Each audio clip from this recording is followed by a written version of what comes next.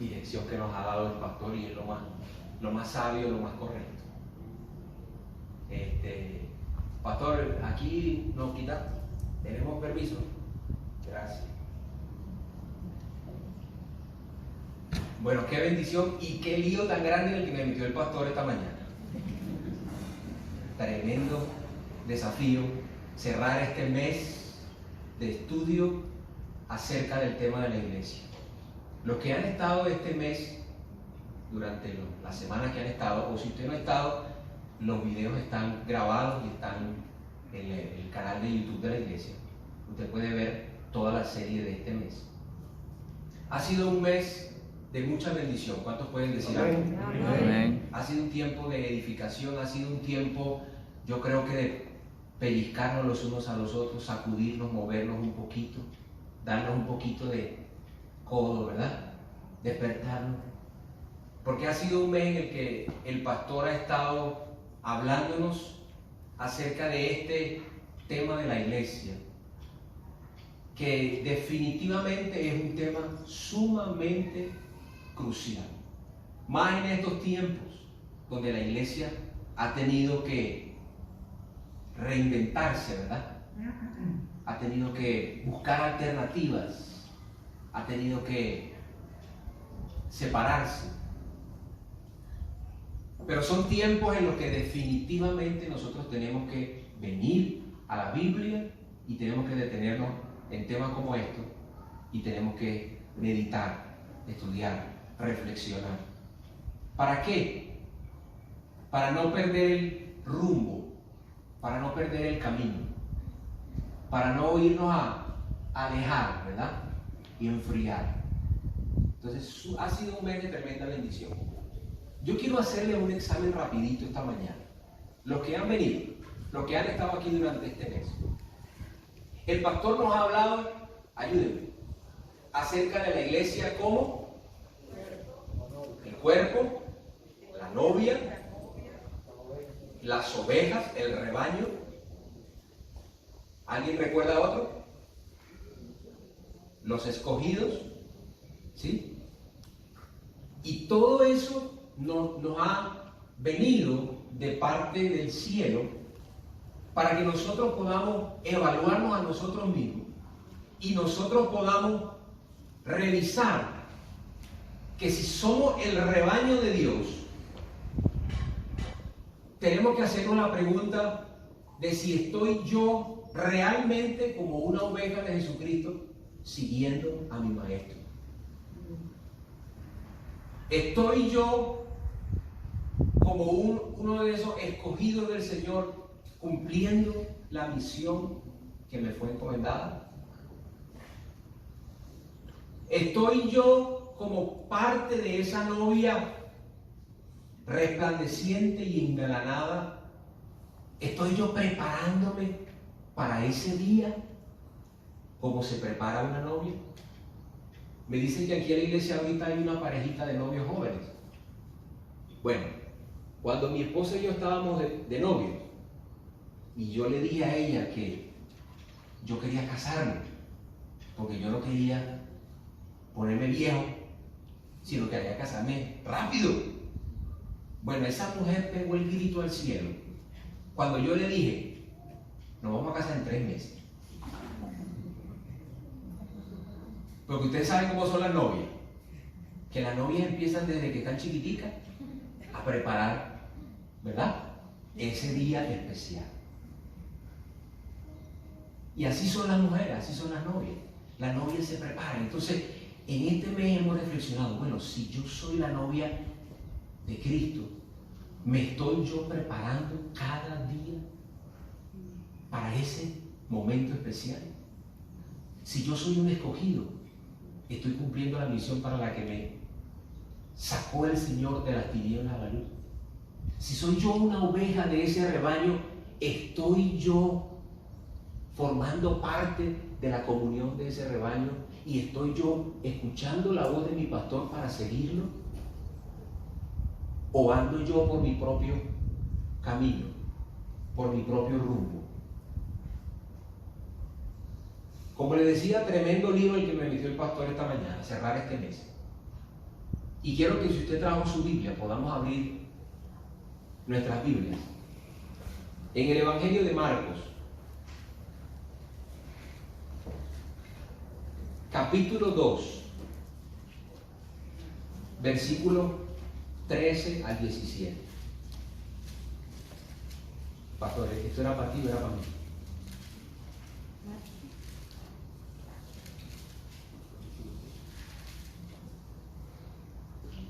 Yo no sé por qué después de tantos años a uno se le seca todavía la boca cuando está enfrente de una congregación, ¿verdad? Marcos capítulo 2, versículo 13, dice de la siguiente manera. Después Jesús volvió a la orilla del lago y toda la gente que se acercaba y él les enseñaba. Y toda la gente se le acercaba y él les enseñaba. De paso vio a Leví, hijo de Alfeo, que estaba sentado donde se cobraban los impuestos, y le dijo: sígueme. Y Leví se levantó y lo siguió. Y sucedió que mientras Jesús estaba sentado a la mesa en la casa de Leví, también muchos cobradores de impuestos y pecadores se sentaron a la mesa con Jesús y sus discípulos, pues ya eran muchos los que le seguían. Cuando los escribas y los fariseos lo vieron comer con cobradores de impuestos y con pecadores, le preguntaron a los discípulos: ¿cómo? ¿Este come y bebe con cobradores de impuestos y con pecadores? Jesús lo oyó y les dijo: no son los sanos los que necesitan un médico, sino los enfermos. Y yo no he venido a llamar a los justos, sino a pecadores.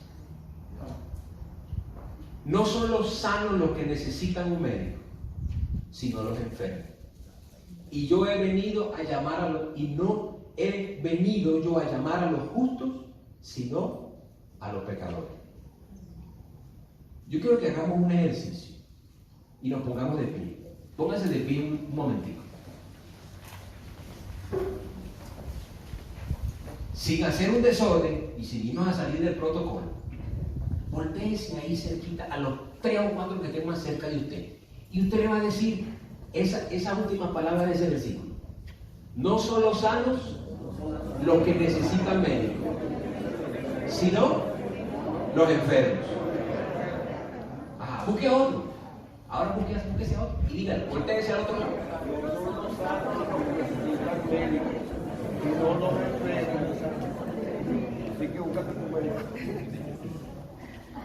Amén. Si ya lo hizo, puede sentarse. Gracias.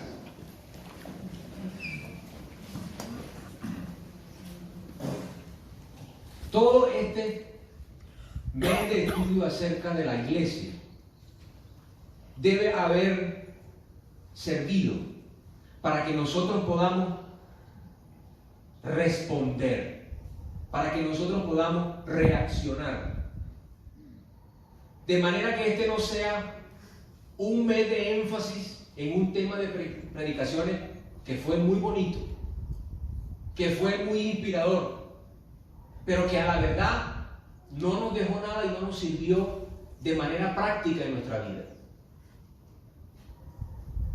Si Dios nos ha reafirmado durante este mes todo lo que Él ha hablado a través de la boca de su siervo, es para que nosotros podamos reaccionar y nosotros podamos hacer lo que Dios quiere que hagamos. Amén. Amén. Investigando un poquito acerca de este tema, leyendo un poquito, me encontré algo interesantísimo que quiero compartirles en esta mañana. Y el pastor conversaba un poquito acerca de eso, tocó, pero el tema de él no iba por allí, entonces él lo profundizó. Pero a mí me quedó la cosa, yo me fui a leer y me fui a investigar un poquito y me encontré algo interesantísimo. El pastor mencionó lo que tuvieron aquí ese día, recuerdan, un término específico que aparece en el Nuevo Testamento para referirse al cuerpo de Cristo, a nosotros. ¿Recuerdan cuál fue ese término? Un término griego que el pastor mencionó. Bueno, es un términos que hemos escuchado cuando estudiamos de este tema, los términos, cómo se le llama a la iglesia en el Nuevo Testamento. Y uno de esos términos me llamó mucho la atención y me fui a leer. Y fíjense lo que encontré. El término eclesia, así se pronunciaba, ¿verdad? Eclesia. En el griego no fue un término que inventó la iglesia cristiana. El término eclesia no fue un término que se inventó Jesús, ni Pablo, ni ninguno de los cristianos ni los discípulos.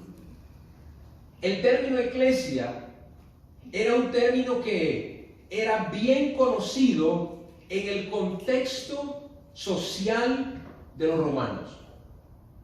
Y era un término utilizado para identificar a un grupo especial de personas que eran seleccionados, eran apartados y eran comisionados para ir a cumplir una misión especial encomendada por el emperador romano. Esa era la iglesia. ¿Qué misión cumplían las iglesias?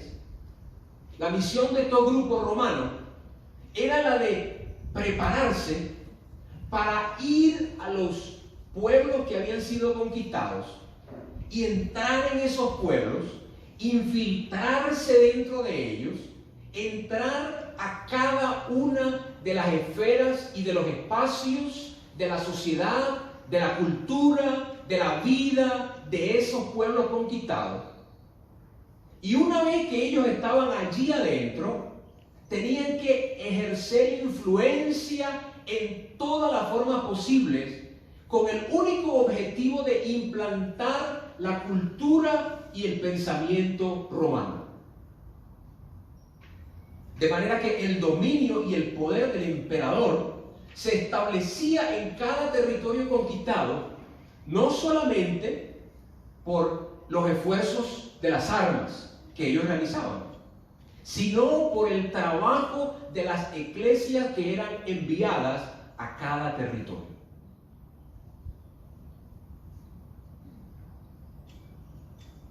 Ahora, aquí está lo maravilloso de este término que nuestro Señor Jesús adopta. Y cuando Él le habla a sus discípulos y les dice: yo quiero establecer mi propia iglesia, ellos sabían cuál era la función que Jesús tenía en mente para edificar esa iglesia. Ellos entendían que su misión era el de infiltrarse en cada rincón donde fueran enviados, para implantar allí la cultura y el pensamiento del cielo, para que el dominio y el poder del Dios eterno que los había rescatado a ellos se estableciera en cada corazón de cada persona alrededor de ellos.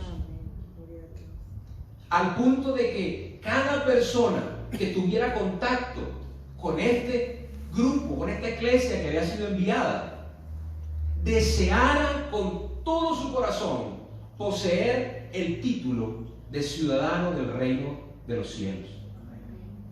La visión de Jesús entonces era la misma que tenía el imperio, pero no para establecer un reino que fuera de este mundo, sino para establecer un reino incorruptible que jamás sería destruido y que no podría ser derrotado ni siquiera por los ejércitos del infierno. Para eso Jesús visionaba plantar, edificar y enviar su propia iglesia, no romana, sino cristiana.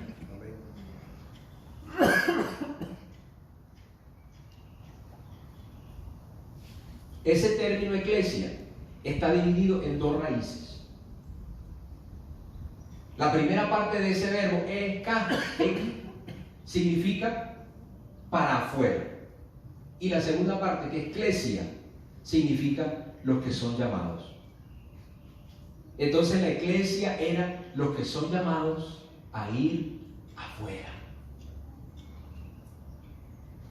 los que son llamados a ir afuera. No los que son llamados para estar adentro. No los llamados que son a distraerse o a relajarse, sino los llamados que son enviados a ir afuera, a infiltrarse en cada espacio, hasta la médula de la sociedad, y establecerse allí, y de alguna manera procurar defender, sembrar los intereses del reino de los cielos, que son conquistar, ¿verdad?, el corazón de los hombres y de las mujeres, para que ellos también se unan al ejército de Dios. Amén. ¿Cuántos pueden decir amén? Amén. Dígame para que se duerma, no se vaya a dormir. Esta semana tuvimos el privilegio de ir a la cárcel, como decía el pastor. Y entre ese grupo de hermanos, Dios me dio el privilegio de estar allí. Y cuando el hermano me pidió, me dijo: Rubén, mira, prepárate para que traigas un mensaje a los presos. Yo empecé a orar y a decirle: bueno, Señor, ¿qué quieres tú que yo le comparta a ese grupo de hombres allí? Y el versículo al cual el Señor me guió, y yo sentí que Él estaba dándome inspiración para hablarles a ellos acerca de ese versículo, fue ese pasaje donde Pablo anima a Timoteo, 2 de Timoteo 2:3. Él anima a su discípulo y le dice: Timoteo, si tú eres un buen soldado de Jesucristo, tú tienes que disponerte a sufrir penalidades. Tienes que disponerte a sufrir penalidades. Y yo pensaba: Dios mío, ¿cómo le voy a hablar yo de sufrimiento a unos hombres que están presos? Pero así fue. Y ese día le decía ahí a los presos en la cárcel que en esta vida siempre vamos a sufrir. De alguna manera o de otra manera siempre vamos a sufrir. Sea por la salud, sea por el gobierno, sea por la enfermedad, sea por la suegra, sea por lo que sea. Pero de alguna forma vamos a sufrir, queramos o no. ¿Me entienden? Así usted no haga nada malo, ocurre una tormenta, se cae un árbol y le cae la casa y empieza a sufrir. Entonces siempre hay sufrimiento en la vida de alguna manera u otra. Y yo les decía, mucho del sufrimiento que ustedes tienen aquí es un sufrimiento merecido. Pero ese sufrimiento lo único que hace es que te esclaviza, te oprime, te destruye, te hace sentir miserable. Pero no es el único tipo de sufrimiento. Y si tú, como Pablo hizo, tú te encuentras con Jesucristo, tú te vas a dar cuenta que hay otro tipo de sufrimiento, que es un sufrimiento que produce alegría, que produce gozo, que produce bendición, que produce satisfacción. Es un sufrimiento que nos bendice. Y ese es el sufrimiento que tenemos los hijos de Dios cuando vivimos como buenos soldados de Jesucristo. Entonces, el Señor me puso en mi corazón decirles eso. Yo los animo a que ustedes puedan convertirse en buenos soldados de Jesucristo. Dentro de la iglesia de Jesucristo, dentro del cuerpo de Jesucristo, hay soldados buenos y hay soldados malos. Pero un buen soldado de Jesucristo es aquel que está dispuesto a no quedarse sentado aquí adentro. Como decía el pastor, si usted es un discípulo de Jesucristo, usted tiene que estar haciendo discípulo. Porque si usted no está haciendo discípulo, entonces usted está en pecado, en desobediencia. Entonces el discípulo, el soldado, tiene que estar dispuesto a no quedarse aquí adentro, tiene que estar dispuesto a salir afuera. Tiene que estar dispuesto a renunciar a muchas cosas. Tiene que estar dispuesto a sufrir las penalidades que sean necesarias a fin de proclamar con su vida el evangelio del reino. Amén. Pero a veces pareciera que la realidad es otra. Pareciera que el versículo dijera: tú pues, discípulo amado, ¿verdad?, goza de todas las comodidades que puedas como soldado de Jesucristo. Quédate tranquilo y quédate relajado allí como buen soldado de Jesucristo. Porque estamos más enfocados en mantener nuestra seguridad y nuestra comodidad que la de buscar el ir allá afuera y hacernos presentes en todos los ámbitos de la sociedad, donde la gente está pidiendo a gritos, mis amados, la manifestación de los hijos de Dios. Amén. La iglesia no está llamada a estar acuartelada, a estar encerrada. La iglesia no está llamada a mirarnos todos desde la barrera. La iglesia del Señor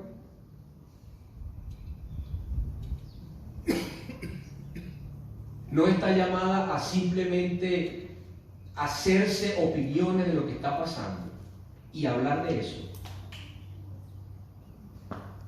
sin meterse ahí adentro.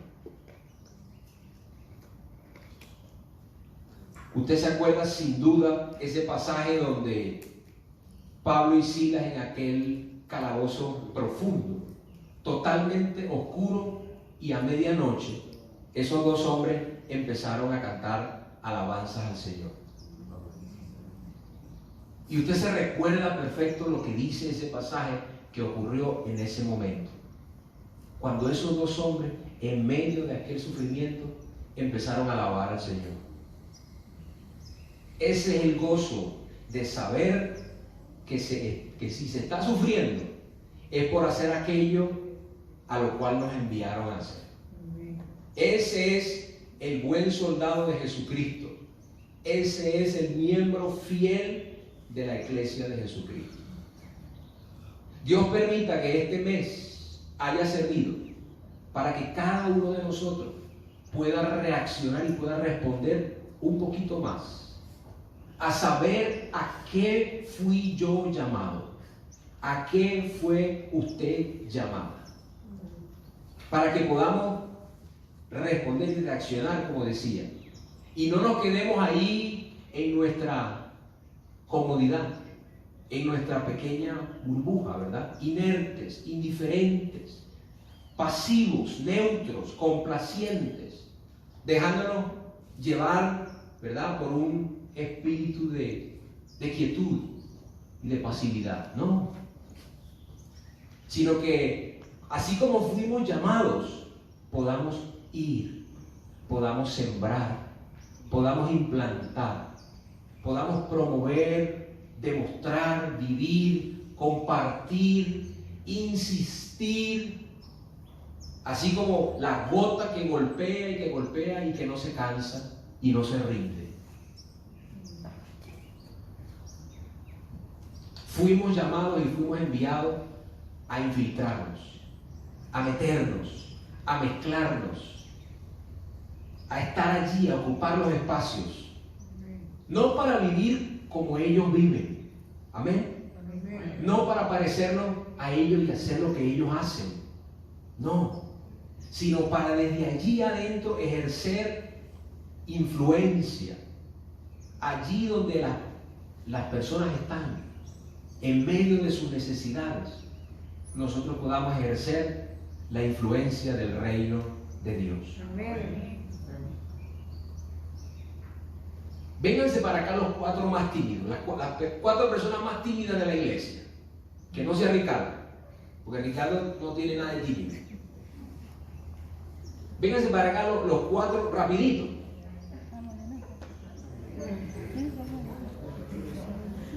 Cuatro voluntarios, pues. Vénganse para acá. Vamos, rapidito, ahí viene uno, ahí viene el otro. Faltan dos. Ese es tímido. Vénganse dos más. Ahí están los cuatro.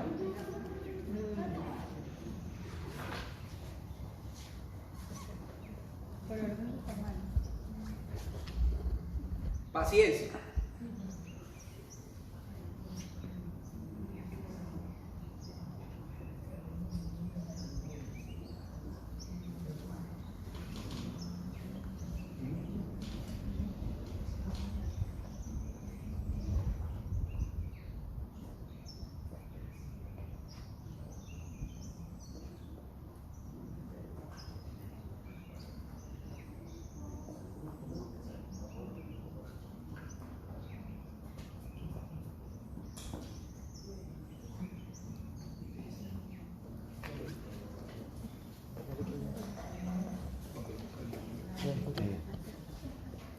Ok, ponga la mano ahí, por favor.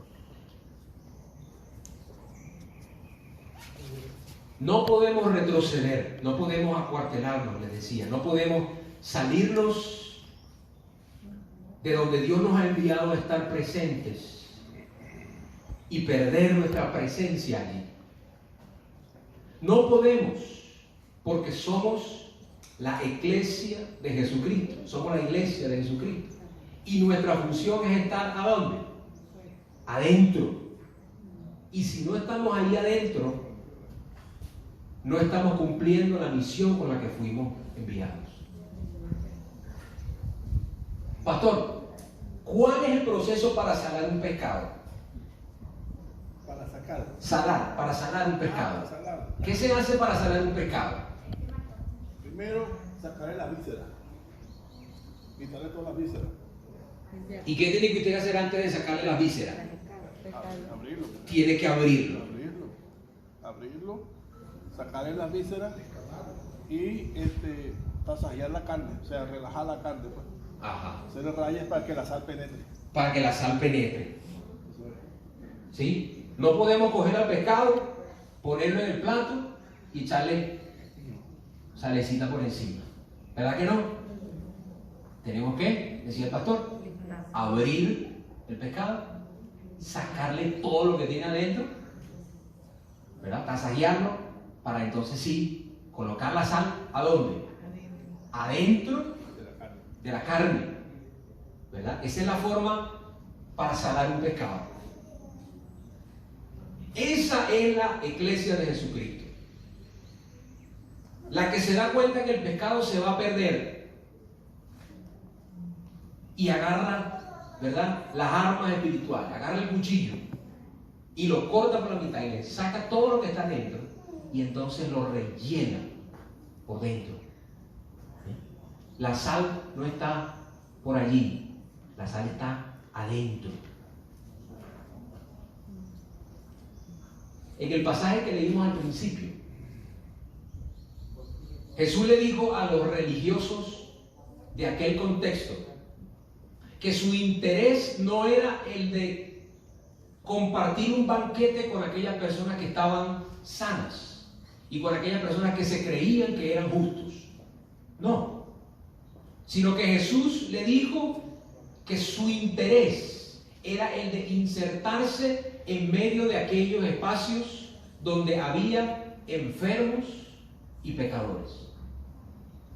No para ser como ellos, no para parecerse a ellos, sino para conquistar el corazón de ellos, atraerlos al arrepentimiento e infectarlos del reino de los cielos, para que ellos fueran transformados. Si nosotros vamos al Evangelio de Lucas, capítulo 14, vamos a encontrar otro ejemplo similar. Jesús se encuentra con un hombre que sufría una enfermedad de retención de líquido en su cuerpo. Y ese hombre estaba seguramente con un vientre inflado, lleno de líquido. Y dice que Jesús sana a aquel hombre hidrópico ese día. Pero lo interesante de ese pasaje no es detenernos en lo que hizo o qué día lo hizo, porque dice que era el día de reposo. Lo interesante de ese pasaje es ver que Jesús, cuando se encontró frente a ese hombre, estaba sentado en la mesa comiendo con un gobernante en su casa. Jesús estaba ahí metido, donde estaba la necesidad espiritual,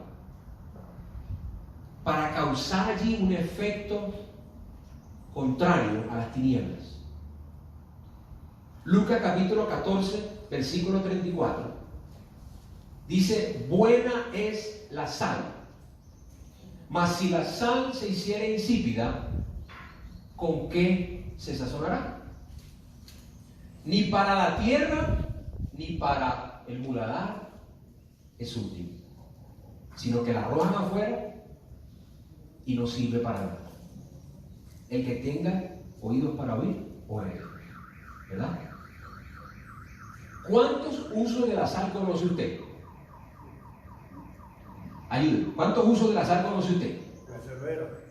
¿Cómo? Preservero. Para preservar. ¿Qué más? Para dar sabor. Amén. Ya, esos son los dos básicos, ¿verdad? Esos son los dos que todos conocemos. Dar sabor a la comida, preservar el alimento. Ok. ¿Qué otro uso tiene la sal? Para derretir el hielo. En estos días, mi hermana que está por allá, lejos, mi mamá decía: oye, están echando sal como loco en la acera y en los andenes de las casas para el hielo. ¿Alguien decía otro uso de la sal por ahí? Sanar las heridas. Para sanar las heridas, para hacer gárgaras. Fue como salario también, como pago. Como pago. Mire, ese es un uso interesantísimo de la sal.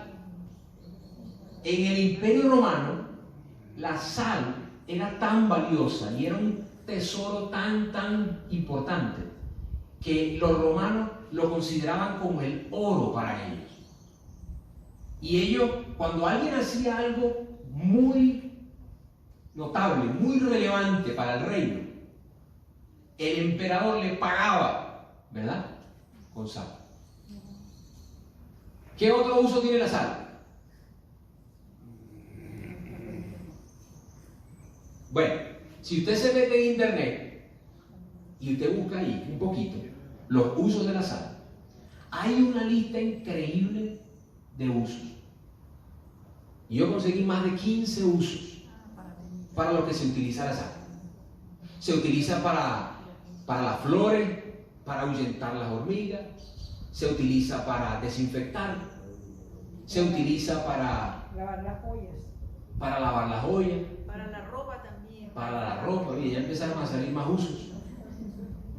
Para limpiar, para quitar las manchas, para secar la ropa, para apagar los incendios que se producían por aceite, para los dolores musculares. Para los dolores musculares, para controlar la maleza, para una cantidad de usos increíbles se puede usar la sal. Ahora, lo interesante de este pasaje de Lucas 14:34 que leímos ahorita es que Jesús tenía en mente, cuando le dijo eso a sus discípulos, Jesús tenía en mente dos usos específicos de la sal. Esos dos usos eran la tierra, ¿y cuál es el otro? Preservar. El muladar. La tierra y el muladar. Lo voy a leer otra vez. Buena es la sal, mas si la sal se hiciera insípida, ¿con qué se sazonará? Ni para la tierra ni para el muladar es útil, sino que entonces la echan afuera y no sirve más. Entonces, los dos usos que Jesús tenía en mente cuando dijo esas palabras eran la tierra y el muladar. Y leyendo un poquito acerca de para qué se usa la sal en la tierra, me di cuenta que en ese contexto histórico, en ese tiempo, utilizaban, cuando iban a preparar una tierra para sembrar un cultivo, hacían los huecos para la semilla o preparaban, ahí pasaba el sembrador y en cada huequito de cada planta iba echando un poquitico de sal. Ahí regaba y ponían sal y luego colocaban la semilla y luego sembraban. Con eso ellos buscaban reforzar la composición celular de las plantas para que ellas crecieran más vigorosas y más resistentes. La sal se colocaba allí para que con el tiempo ahí en la tierra produjera su efecto. Pero el segundo uso que está hablando Jesús ahí era el muladar. ¿Qué era el muladar? ¿Ah?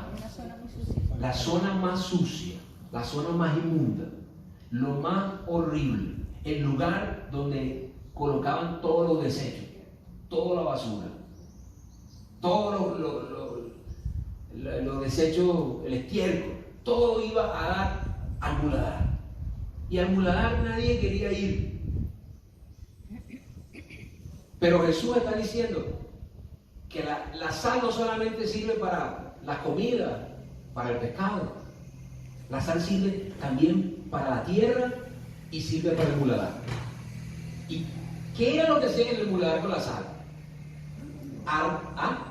Arriba de todos los desechos y de toda la basura, regaban sal. Y con esa sal, ¿verdad? Ellos prevenían no solamente el olor, sino que la sal actuaba como un desinfectante que neutralizaba y eliminaba las infecciones, la plaga y la contaminación. La malaria. Imagínense que la sal estaba desde la mesa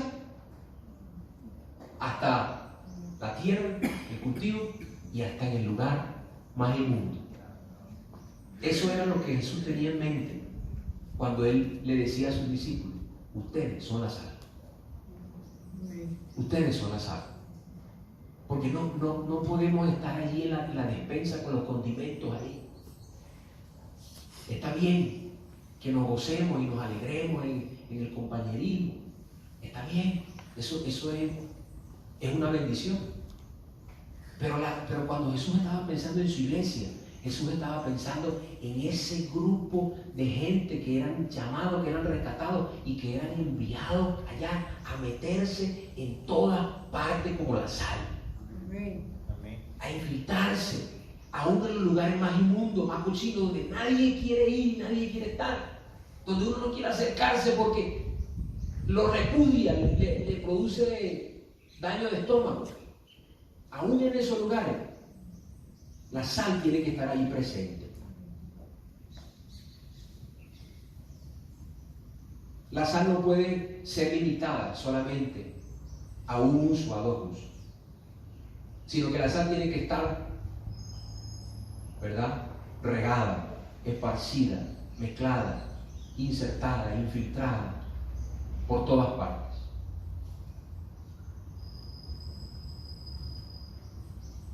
Vamos antes de terminar, yo quiero ver a cuánto le pusieron las letricas aquí en la mano. ¿A cuánto le pusieron las letricas? A todo el mundo. Fíjense, esa es la función de la iglesia de Jesucristo.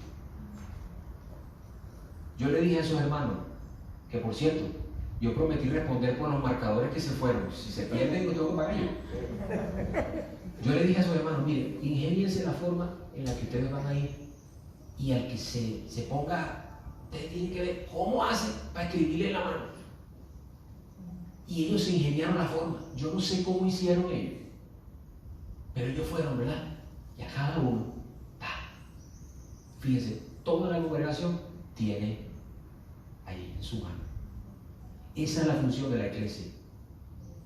Nosotros tenemos que salir de aquí cuando el Señor nos habla, cuando el Señor nos imparte, cuando el Señor nos ministra.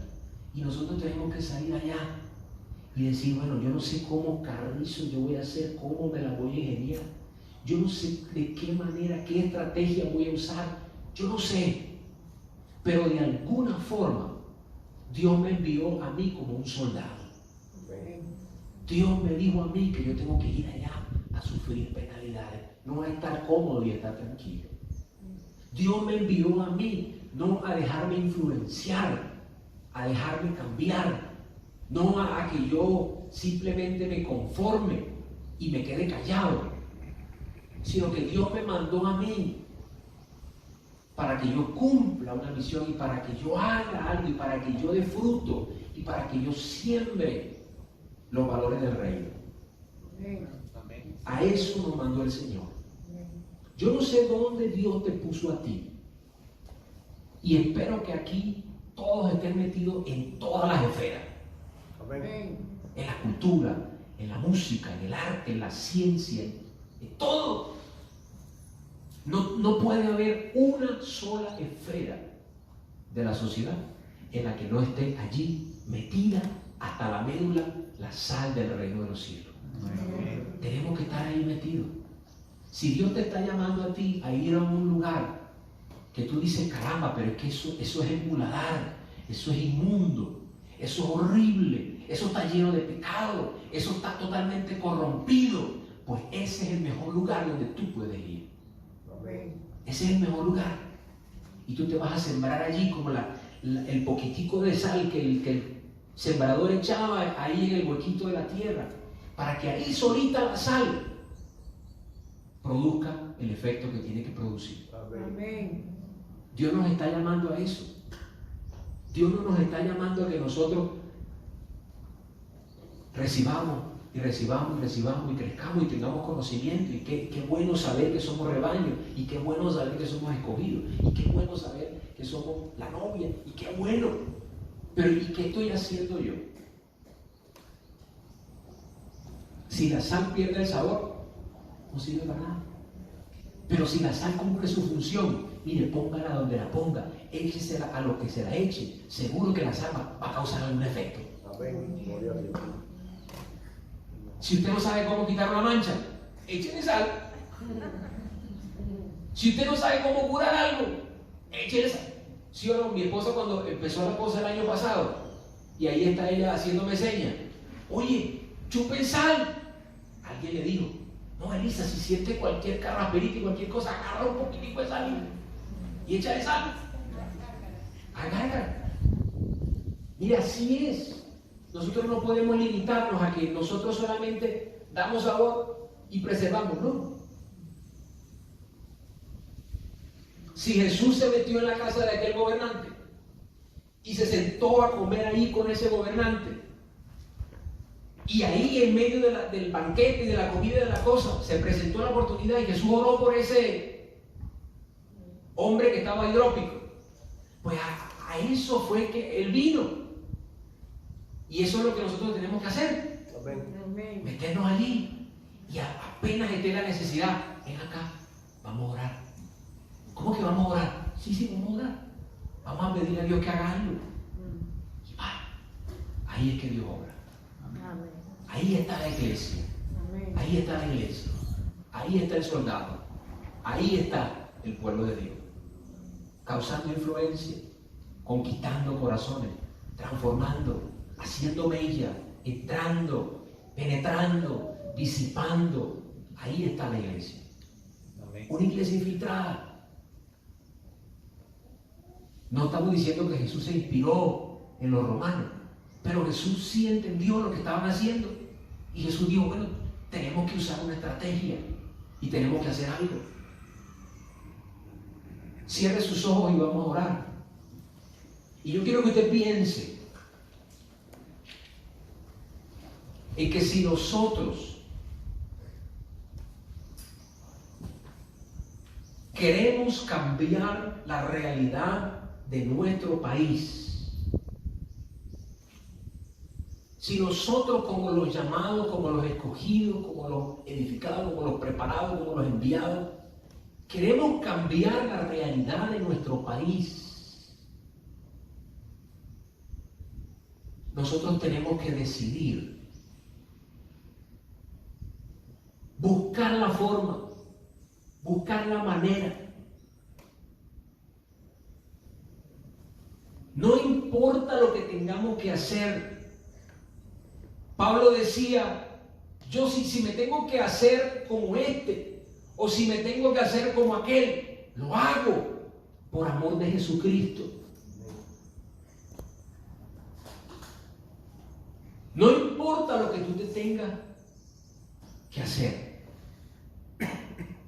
Pero si tú decides hacer eso, para sembrar el reino de los cielos, allí estás cumpliendo la misión con la que fuiste enviado. Si nosotros queremos cambiar la realidad de nuestro país, nosotros tenemos que tomar la decisión de ir allá afuera y empezar a afectar, empezar a cambiar. Ahora yo quiero que tú le preguntes en esta mañana al Señor, ¿a dónde tú quieres que yo vaya y yo me inserte? ¿A dónde tú quieres que yo vaya y yo me siembre, yo me coloque? ¿A dónde tú quieres que yo lo haga?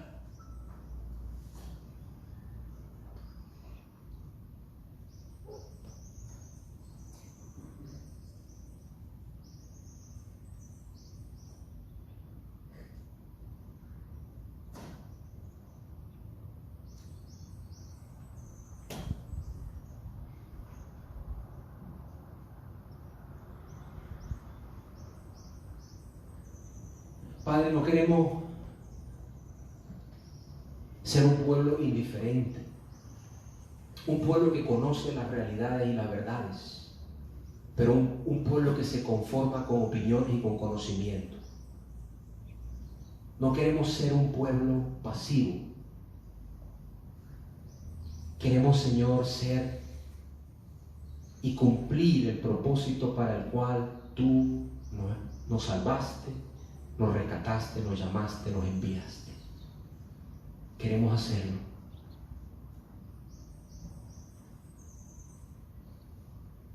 Y todo lo que es acerca de la iglesia se vuelva una realidad, se vuelva una vida en nosotros. Y nosotros podamos, Señor, hacerlo. Nosotros podamos vivir de acuerdo a cada una de esas verdades. Vivamos como ovejas tuyas, vivamos como esposa tuya, vivamos como escogidos tuyos, vivamos como soldados tuyos.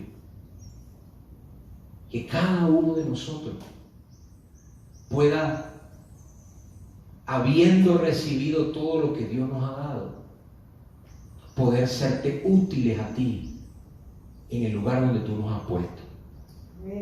Y ser instrumentos para tu gloria y para tu honra y para la extensión de tu reino en todos los rincones y en todos los espacios que sea posible, Señor. Llévanos a cada uno a esos lugares y haz, Señor, con cada uno de nosotros lo que tú quieras hacer. Pero no permita, Señor, que ninguno de nosotros pierda su esencia, su sabor, su función. Y que podamos, Señor, de mil maneras empezar a penetrar y empezar a producir cambio, transformación.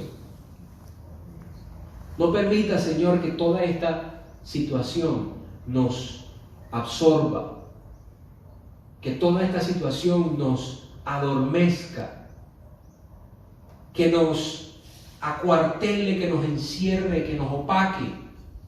No permita, Señor, que toda esta situación que estamos viviendo nos aleje de ese propósito, sino que nosotros podamos seguir, Señor, en medio de todas las penalidades que estamos sufriendo, podamos seguir cumpliendo con gozo y con alegría el llamado que tú nos hiciste.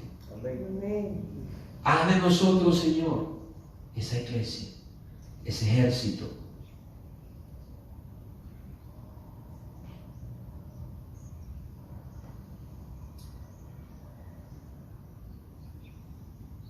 Quiero invitar al pastor que venga aquí.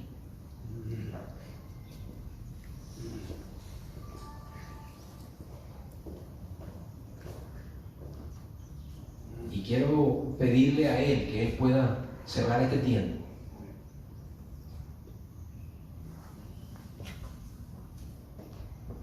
Gloria a Dios. Damos gloria a Dios por el mensaje de hoy. Amén. Gloria a Dios. Más claro imposible. Vamos a aprovechar que Dios ha hablado para que entonces el pueblo responda a lo que Dios ha hablado. Amén. Siempre tiene que haber un espacio. Cuando ore, cállese un rato y espere que Dios responda, espere. Cuando Dios habla, también el pueblo responde. Cada uno de nosotros vivimos en medios diferentes, de trabajo, de estudio, de sociedad, pero todos en común tenemos un mismo propósito. Si somos sal, debemos salar. O en la tierra, o en el mundana. Quizás usted quiera hablar conmigo y yo le invito a que, si es su deseo, ponerse en pie para decir: Señor, hazme un instrumento tuyo. Haz que mi vida pueda salar.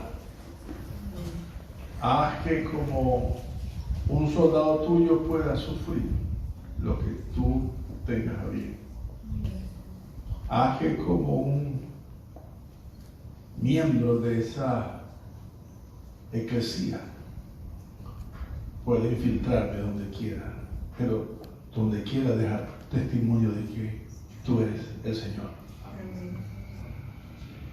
Amado Dios y Padre Celestial, bendito sea. Gracias, oh Dios, por tu ángel, por el mensajero que este día nos trajo tu palabra.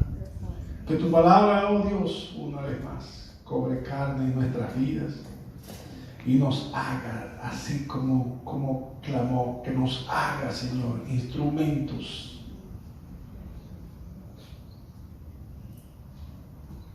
para poder cumplir el propósito tuyo, Señor, de ser un instrumento que se desvanece, pero que cuando se desvanece cumple su propósito. Así nosotros tengamos que sufrir o desgastar nuestras vidas, como dijo Pablo, no importa. Sabemos que tenemos allá en el cielo un edificio no hecho de manos, preparado por ti, una morada para nosotros. Sabemos también que las aflicciones del tiempo presente en nada son comparables con la dicha eterna. Extiendo mi mano para bendecir a tu pueblo, Señor, en el nombre que es sobre todo nombre, en el nombre de Jesús. Que cada alma, cada corazón que late aquí, cada terrón de cloruro de sodio, cada terrón de sal que hay aquí, cumpla el propósito afuera, para lo cual tú nos llamaste aquí adentro. En el nombre de Jesús. Amén. Amén.